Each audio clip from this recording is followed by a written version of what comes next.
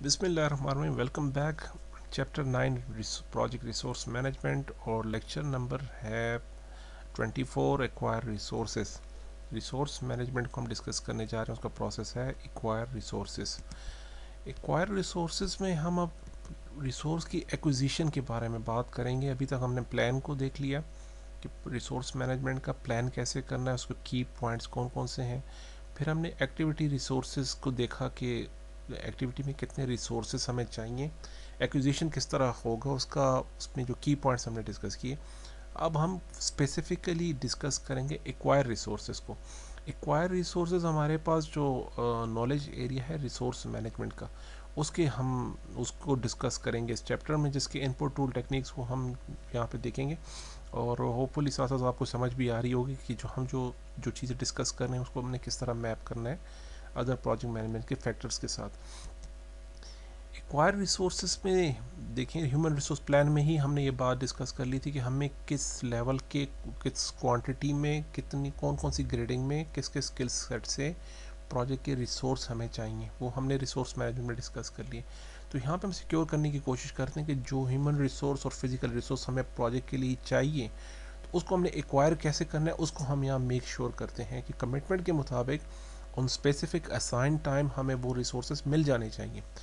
Final list of resources होगी, उसमें क्या क्या शामिल होता है, कौन कौन हो सकते हैं। वो कॉन्ट्रैक्टर हो सकते हैं, आउटसाइडर्स हो सकते हैं, सेलर्स हो सकते हैं, आपके अपने ऑर्गेनाइजेशन के डिफरेंट पीपल हो सकते हैं डिफरेंट स्किल सेट के साथ, कंसल्टेंट हो सकते हैं, या हम किसी से कोई वर्चुअल टीम से आउटसोर्स कर रहे हैं। आपकी प्रोजेक्ट की जो लास्ट लिस्ट होगी वो इस तरह होगी। फिजिकल रिसोर्सेज में हम देखते हैं कि जो रिसोर्स हमें चाहिए, आया हमें वो परचेज़ करने हैं, आया हमें ऑलरेडी हमें स्टोर करके रखना होगा, पहले से ख़रीदना होगा, या जस्ट इन टाइम में हमें वो एडजस्ट करने होंगे। रिसोर्स से रिलेटेड जो प्लान है आपका, वो हम एक्वायर रिसोर्स में यहाँ पर हम डिस्कस करेंगे कि अब रिसोर्स हम कैसे एक्वायर करके किस टाइम पे करना है और कब करना है, उसी टाइम पे जस्ट इन टाइम करना है, या हमें वेयर हाउस की मैनेजमेंट करनी होगी उसके इन्वेंट्री को सेव करने के लिए। जैसे ही हमारे पास एस्टिमेशन का प्रोसेस और रिसोर्स मैनेजमेंट का प्लान डिफाइन हो जाता है, एस्टिमेशन कंप्लीट हो जाती है, तो हमारी एक्विजिशन स्टार्ट हो जाती है। मोस्टली अक्सर प्रोजेक्ट में हम एक्विजिशन पे काम शुरू कर देते हैं, यानी प्लानिंग के फ़ौरन बाद आज जब आपने एग्जीक्यूशन करनी है, तो एग्जीक्यूशन से पहले ही इन द वेरी बिगनिंग हमारे पास रिसोर्स होने चाहिए। रिसोर्स के बेस पे ही हम प्रोजेक्ट कंप्लीट करेंगे ना, तो उनको कैसे एक्वायर करना, ये प्रोसेस वहीं से स्टार्ट हो जाता है। अगर आपका जो रिसोर्सेज अगर आपने हायर करना है या कॉन्ट्रैक्ट करना है उनके साथ, या कंसल्टेंट करने हैं, तो मोस्टली ये जो प्रोसीजर होते हैं ह्यूमन रिसोर्स डिपार्टमेंट उस इस प्रोसेस को फॉलो अप करती है। वो कॉन्ट्रैक्टर आउटसाइडर से हैं, तो आपको अगर आउटसोर्स कर रहे हैं वर्क का, तो उसको प्रोक्योरमेंट डिपार्टमेंट मोस्टली ऑर्गेनाइजेशन में डील करती है, जो कि एक लेंथी प्रोसेस होता है, जो कि उसका जो कम्प्लेक्सिटी ज़्यादा रहती है, even in the form of human resource process, even in the case of procurement management. Procurement department से अगर आप अप्रोच कर रहे हैं या ह्यूमन रिसोर्स है, तो उस पर डेफिनेटली टाइम लगेगा। तो एक्वायर रिसोर्स में हमने ये जानने की कोशिश करेंगे और उसको हम एडजस्ट करेंगे ह्यूमन प्रोजेक्ट मैनेजमेंट प्लान के साथ, कि अगर रिसोर्सेज को हायर किया जा रहा है तो उस पर कितना प्रोसेस लगेगा, कितना टाइम लगेगा, उसके एक्विजिशन का प्रोसीजर क्या होगा, उसको हम कैसे मैनेज करेंगे। अगर वो कॉन्ट्रैक्ट हो रहा है तो प्रोक्योरमेंट का प्रोसेस कैसे होगा, कितने टाइम में कंप्लीट होगा, और हमें कब मिलेगा, कब हमारा जो एम्फोसिस है वो किस टाइम अवेलेबिलिटी होगी रिसोर्स की। यानी अगर अगर आपको अगले हफ्ते काम शुरू करना है और प्रोक्योरमेंट कह रहे हैं कंसल्टेंट अगले महीने आएगा, तो definitely there hell of difference between this two time frames. तो इसको आपने कैसे मैनेज करना है, वो हम इसी प्रोसेस में एडजस्ट करने की कोशिश करते हैं कि कब मिलेगा, उसी हिसाब से हमने अपने प्रोजेक्ट को प्लान करना होगा। Use the resource requirement document as a reference of acquisition of physical resources. क्यों चाहिए यार आपको ये इतने, आपको इतना फिजिकल रिसोर्सेज किस वजह से चाहिए, इतनी अच्छी क्वालिटी के क्यों चाहिए, आपके पास एक रेफरेंस प्लान होना चाहिए। इसके पीछे हम कंप्लीट काम कर चुके हैं। स्कोप मैनेजमेंट में हमने काफ़ी काम की है कि कस्टमर की रिक्वायरमेंट या हमारे प्रोजेक्ट की रिक्वायरमेंट ये है, प्रोजेक्ट चार्टर में जो काम मेंशन है उसको हमने इतने रिसोर्सेज के साथ कंप्लीट करना है, तो हमें अपने काम को, अपनी रिसोर्स एक्विजिशन या रिसोर्स रिक्वायरमेंट को जस्टिफाई करना होगा। की पॉइंट्स हम डिस्कस करने जा रहे हैं एक्वायर रिसोर्सेज में, वो कौन कौन से हैं। आपने देखना है कि आया कहीं प्री असाइनमेंट तो नहीं हुई पड़ी आपके प्रोजेक्ट में, कि ऑलरेडी आप आपको आप प्रोजेक्ट चार्टर में मेंशन कि आप इन रिसोर्सेज के साथ काम करेंगे। अगर प्री असाइन है तो उनकी अवेलेबिलिटी चेक कीजिए, क्या आपको जिस वक्त वो जिस टाइम फ्रेम में वो चाहिए रिसोर्सेज उस टाइम में वो अवेलेबल हैं नहीं। हमने नेगोशिएशन करना है अपने फंक्शनल मैनेजर से। देखिए जैसे हमने बात की, हम मैट्रिक्स ऑर्गेनाइजेशन में अपने आप को एज्यूम करेंगे हम मैट्रिक्स में, तो मैट्रिक्स में मोस्टली रिसोर्स आते हैं फंक्शनल एरिया से। सो फंक्शनल एरिया मैनेजर से हमने बात करनी होगी बेस्ट रिसोर्सेज से और उनकी अवेलेबिलिटी पे। न्यू हायरिंग करनी है आपने, अगर वहाँ पे आपको न्यू हायरिंग है तो ह्यूमन रिसोर्स के प्रोसीजर को आप समझिए कि ह्यूमन रिसोर्स का प्रोसीजर क्या है, न्यू हायरिंग का जो मैकेनिज्म है ऑर्गेनाइजेशन में, या वो किस अप्रोच से न्यू हायरिंग होती है उसको हम समझेंगे यहाँ पर। कॉन्ट्रैक्टिंग का प्रोसीजर आउटसाइड ऑफ ऑर्गेनाइजेशन आपने लेकर आने, तो उसका क्या प्रोसीजर है वो हमने एक्विजिशन में ये इसी प्रोसेस में हमने डिस्कस करना है। न्यू हायरिंग के बारे में भी और आउटसोर्सिंग में कॉन्ट्रैक्टिंग के प्रोसेस को भी हम ये डिस्कस करेंगे। आपने just in time approach use करनी है, लीन मैनेजमेंट, एजाइल मैनेजमेंट आपने यूज़ करनी है, या कोई और ऑर्गेनाइजेशन एक्विजिशन का जो मेथड है वो यूज़ करना है, तो वो हम यहाँ पे मेंशन करेंगे इस डॉक्यूमेंट के अंदर।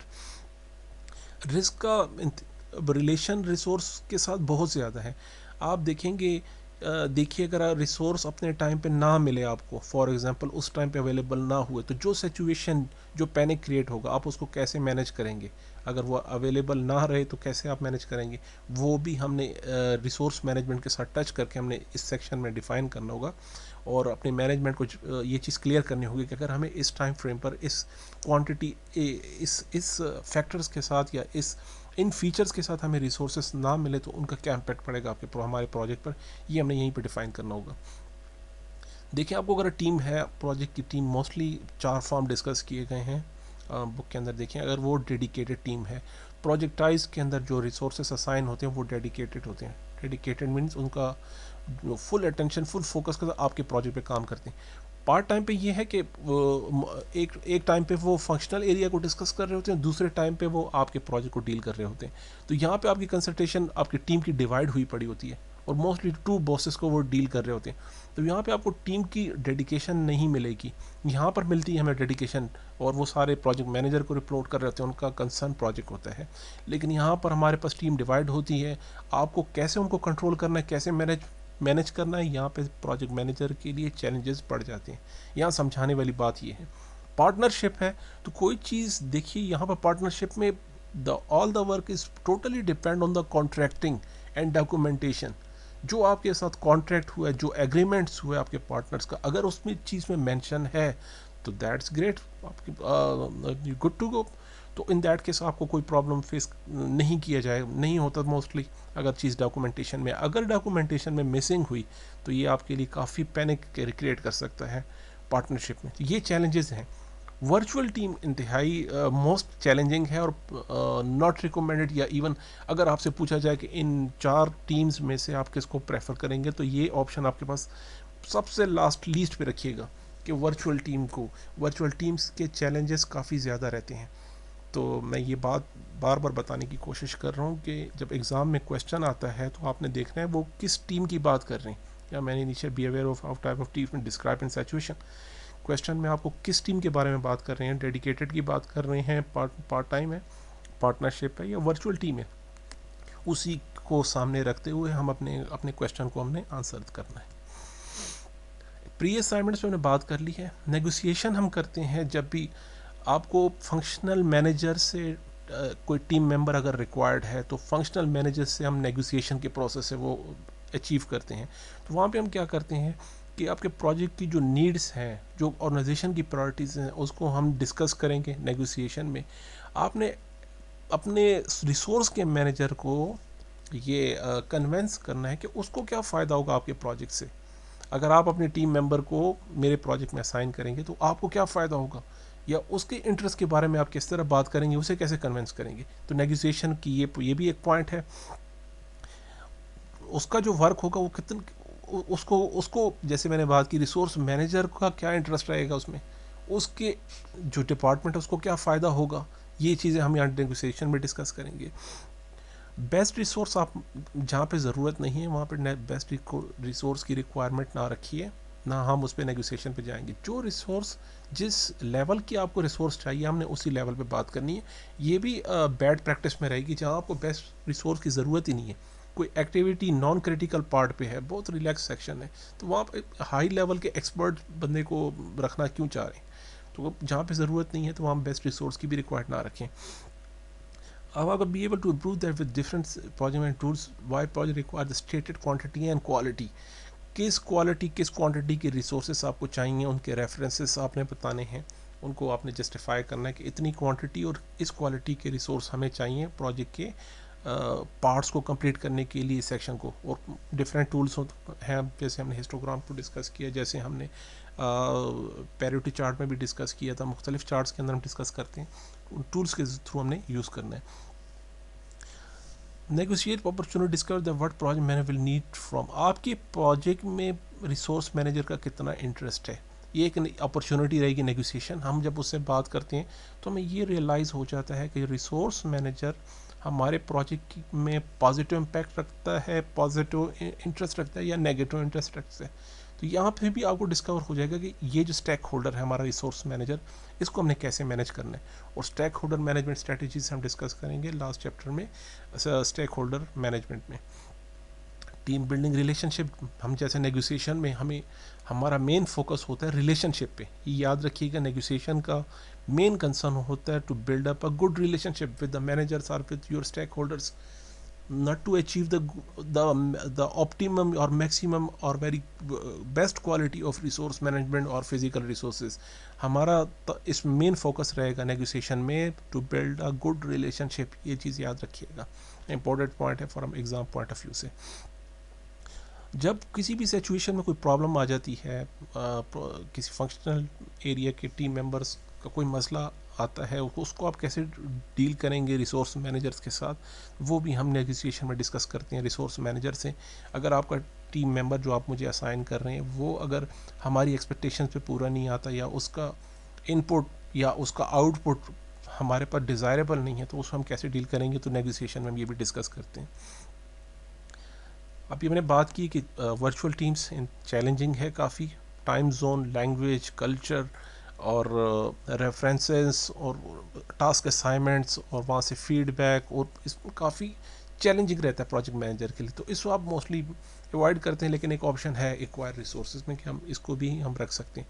अभी जो कंडीशन है मोस्टली, अगर हमें कोई ऐसा काम आउटसोर्स करना हो तो हम वर्चुअल टीम्स को प्रेफर करते हैं, लेकिन PMI इसको कहती है कि आप उसको लीज प्रायोरिटी पे रखिएगा. रिसोर्स एक्विजिशन में मल्टी क्राइटेरिया डिसीजन होता है. आपको कोई रिसोर्स चाहिए, हमारे पास कंस्टेंट्स हैं जी, उसकी इतनी एजुकेशन होनी चाहिए, चैलेंज एजुकेशन पूरी. फिर हम कहते हैं नहीं, एजुकेशन के साथ इतना एक्सपीरियंस भी होना चाहिए. ओके फाइन, एक्सपीरियंस भी होना चाहिए. फिर हम कहते हैं उसकी इतनी एज होनी चाहिए. अच्छा, फिर उसके साथ हम फ़िल्टर आउट कर दिया अपने पूल को, अपना जो हमारे पास रिसोर्सेज पूल है उसको हम फ़िल्टर आउट कर रहे हैं. एजुकेशन, एक्सपीरियंस, उसकी एज होनी चाहिए. ओके फाइन, स्पेसिफिक लैंग्वेज आनी चाहिए एक, ये भी अभी रिक्वायरमेंट हो गई. Okay fine, specific. अब फिर जेंडर पे आ जाता है, यार ये मेल होगा या फीमेल होगा. ओके, वहाँ पे भी कंस्टेंट आ जाती है. यार कोई फिजिकल रिक्वायरमेंट्स, यार उसकी हाइट इतनी होनी चाहिए, उसकी एज इतनी होनी चाहिए, उसका वेट इतना होना चाहिए. फिर हम वहाँ पे BMI पे आ जाते हैं, यार बंदे की इस जॉब के स्पेसिफिक काम करने के लिए ये भी रिक्वायरमेंट आ जाती है. अब मुख्तलिफ फैक्टर्स होते हैं, बाज़ों का सारी चीज़ें कंप्लीट होती हैं, कोई एक फैक्टर्स होता है जिसकी वजह से हम जो हायरिंग है उस बंदे की नहीं कर सकते. तो मल्टीपल क्राइटेरिया डिसाइड करते हैं हम, एक जो है डिसीजन एनालिसिस करते हैं कि जो हम रिसोर्स एक्वायर करने जा रहे हैं उसके स्पेसिफिक कौन कौन सी रिक्वायरमेंट्स हैं, कौन कौन से फीचर्स को हमने ऑब्ज़र्व करना है, कौन कौन से जो फैक्टर्स हैं उसको हमने देखे हैं. तो यहाँ पे हम वो डिसाइड करते हैं. हालो इफेक्ट क्या होता है? ये पोटेंशियल एक अब हम कह सकते हैं बैड प्रैक्टिस है प्रोजेक्ट मैनेजमेंट की. जॉब आती है कि जनाब हमें कंस्ट्रक्शन के काम के लिए प्रोजेक्ट मैनेजर चाहिए. प्रोजेक्ट मैनेजर चाहिए तो उसका एक्सपीरियंस कितना होगा? At least 10 year in construction. ठीक है जी. हमें वेब डेवलपमेंट की जॉब के लिए एक प्रोजेक्ट मैनेजर चाहिए या एक प्रोजेक्ट के लिए चाहिए, लेकिन प्रोजेक्ट मैनेजर को एटलीस्ट वेब डेवलपमेंट में 15 साल का एक्सपीरियंस होना चाहिए. तो PMI ये कहता है कि जो टेक्निकल एरिया की एक्सपर्टीज़ है that is very different than the project management expertise and skills. वो PMI इसके कंप्लीट कंट्रास्ट में जाती है. लेकिन मोस्टली मार्केट में हमारे पास यही देखने में आता है कि जो प्रोजेक्ट मैनेजर होता है उसकी उस फील्ड में, उस स्पेसिफिक फंक्शनल एरिया में एक्सपर्टीज़ रहती है. यानी एक बहुत अच्छा नेटवर्क इंजीनियर है तो उसका जो प्रोजेक्ट मैनेजर होता है वो भी काफ़ी अच्छा नेटवर्क इंजीनियर होता है। लेकिन पीएमआई कहती है कि प्रोजेक्ट मैनेजमेंट के लिए आपको प्रोजेक्ट एक्सपीरियंस देखना ज़रूरी है। ये कतई ज़रूरी नहीं कि एक इंसान टेक्निकली बहुत अच्छा है तो वो मैनेजमेंट में भी बहुत अच्छा रहेगा, नहीं। इसलिए पीएमआई का यही अप्रोच रही है और वर्ल्ड वाइड से रिकगनाइज भी किया गया है कि जो प्रोजेक्ट मैनेजमेंट है, जो मैनेजमेंट से रिलेटेड एक्टिविटीज़ हैं, उसका बंदा डिफरेंट होना चाहिए और टेक्निकल से रिलेटेड जो काम है उसका बंदा डिफरेंट होना चाहिए। इन दोनों को सेपरेट रखिए। तो हॉलो इफेक्ट में क्या करते हैं, हम टेक्निकल बंदे को ही मैनेजमेंट में डाल देते हैं, जिसको टेक्निकली तो अच्छा रहता है लेकिन मैनेजमेंट स्किल्स उसके पास कम होते हैं, उसको मैनेज करने के लिए लीस्ट होते हैं, तो वो अपनी टीम को अच्छे से मैनेज नहीं कर सकता। तो हॉलो इफेक्ट ये कहता है कि टेक्निकल बंदे को टेक्निकल जगह पे रखें और जो मैनेजमेंट के लेवल है के लोग हैं उनको मैनेजमेंट के लेवल पे रखिए, उनको मैनेजमेंट साइड पे रखिए। यही इसकी जो एक्सप्लेनेशन है।